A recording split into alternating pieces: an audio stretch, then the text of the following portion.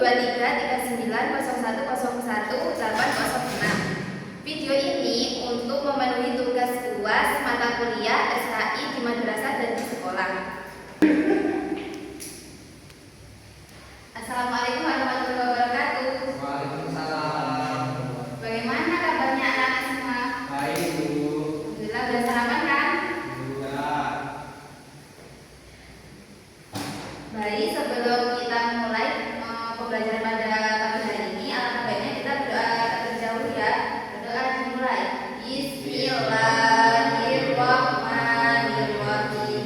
Raditu billahi rabba wa bil islami dina wa bi Muhammadin nabiyya wa rasulah.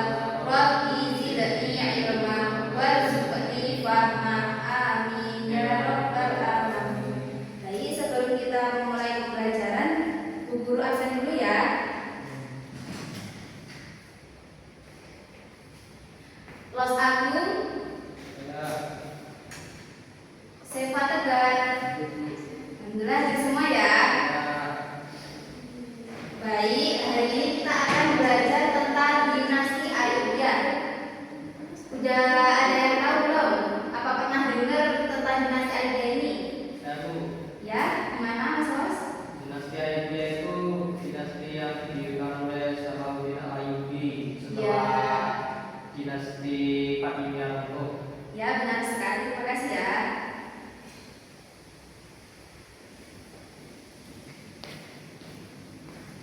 Nah, kita bahas sejarah berdirinya dulu ya. Nah, dinasti Ayyubiyah ini sebuah dinasti Muslim Sunni Kurdi, didirikan pada tahun 1117 Masehi setelah mengambil kekuasaan dinasti Fatimiyah, berpusat di Mesir. Tetapi pada masa jayanya kekuasaannya mencakup hampir seluruh wilayah Timur Tengah seperti Afrika Utara, Persia, Palestina, dan Syam, dengan masa berkuasa sekitar 75 hingga 90 tahun.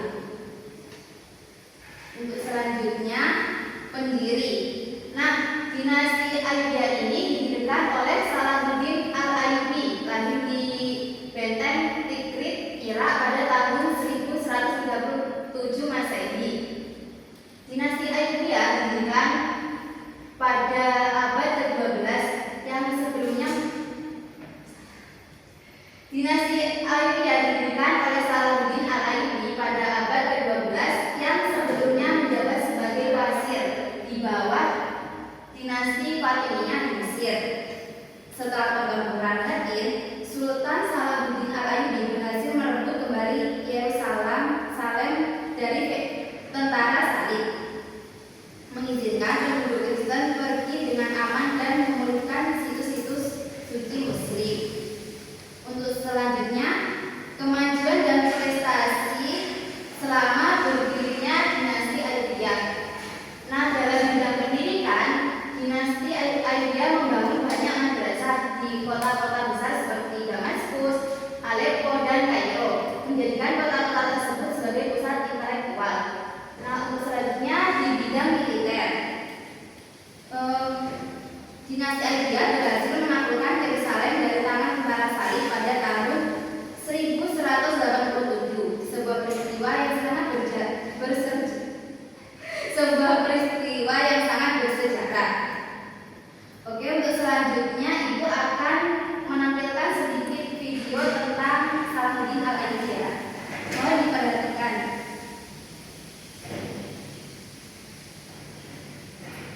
Di layar negara muncul satu sosok yang mengubah arti kebenaran itu sendiri. Ia ditakuti di medan perang, namun disegani bahkan oleh musuhnya. Namanya Salahuddin Al-Ayyubi. Ia lahir pada tahun 1137 di Tikrit, Irak. Dibesarkan dalam lingkungan militer dan pemerintahan, serta menimba ilmu agama Sunni dan strategi perang yang realistis. Pada tahun 1169, Salahuddin yang akan menjadi wazir Mesir sekaligus mendirikan dinasti Ayyubiyah. Namanya menguncang dunia pada tahun 1187 ketika pertempuran Kafir. Di bawah tekanan pasukan Salib diburu mundur hingga hancur.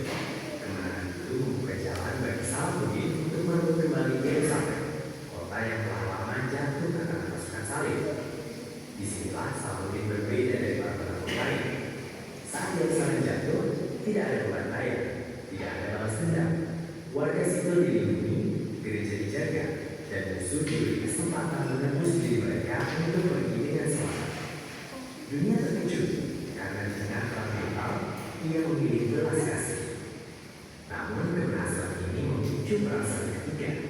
Salahuddin berhadapan dengan salah satu raja terkuat Eropa, Richard the Lionheart. Keduanya bertarung sengit, namun dipenuhi rasa hormat. Saat Richard jatuh sakit, Salahuddin mengirimkan tabib dan kuda untuk musuhnya. Tindakan yang membuat namanya dikenang bahkan dilarang. Ia bisa menghancurkan musuhnya sepenuhnya, namun ia memilih menjadi manusia sebelum menjadi penakut. Pada pertengahan Safar tahun 589 Hijriah, tubuh Salahuddin Ayyubi melemah di tengah perjalanan dari Baitul Maqdis. Ia kembali ke Damaskus, kota yang pernah ia bela dan pimpin. Sang penakut Yerusalem menghembuskan napas terakhirnya dalam usia 57 tahun. Ia wafat tanpa harta, namun meninggalkan warisan abadi, kehormatan, persatuan, dan kemanusiaan. Sejarah mencatat banyak penakut besar, namun hanya sedikit yang dikenang sebagai kesatria sejati. Dan itulah kisah Salahuddin Al-Ayyubi. Nama yang ditulis bukan hanya dalam sejarah, tetapi dalam kehormatan pemimpin yang menang tanpa kehilangan kemanusiaan. Next, kita bahas siapa lagi? Komen di bawah. Baik, dari video yang telah Guru tampilkan, kita bisa lihat kan, Salahuddin Al-Ayyubi ini sangat perkasa dalam peperangan. Tapi ada pertanyaan nih, apakah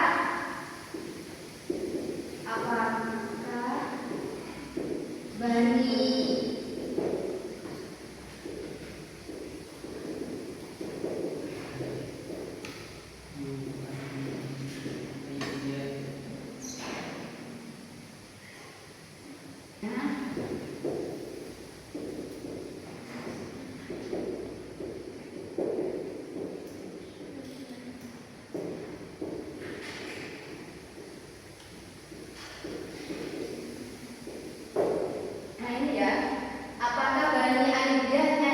perang saja? Coba siapa yang bisa menjawab pertanyaan ini? Bu. Ya, silakan. Enggak di bidang perang saja. Karena tadi seperti yang dijelaskan di awal di PowerPoint itu ada kemajuan dari Bani Ayyubi ini di bidang pendidikan. Ya, terus Contohnya seperti kayak membangun madrasah-madrasah di kota-kota besar. Sentral kepemerintahannya. ya, terima kasih juga yang sangat bagus ya. Baik, selanjutnya kita akan buktikan apakah dugaan Mas tadi benar. Sekarang Ibu minta kalian cari di artikel tentang kemajuan Bani Ayyubi. Ibu kasih waktu 5 menit.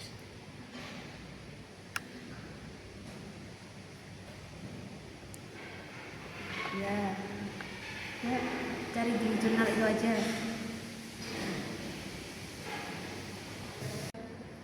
Bu, saya juga temukan nih ternyata di artikel sesuai dengan yang saya bilang tadi. Ternyata kemajuannya Bani Ayyubi itu juga di sektor pendidikan, yaitu membangun banyak madrasah seperti Al-Nasiriyah, juga menjadikan Al-Azhar sebagai pusat pendidikan. Ada juga di bidang arsitektur, Bu. Militer. Keenak ini. Selain itu juga saya menemukan dalam artikel itu mereka unggul di bidang arsitektur atau militer. Contohnya benteng Citadel yang ada di Kairo, Bu. Bukan cuma buat perang, tapi juga sebagai pusat pemerintahan yang melindungi rakyat hingga ekonomi juga tetap berjalan.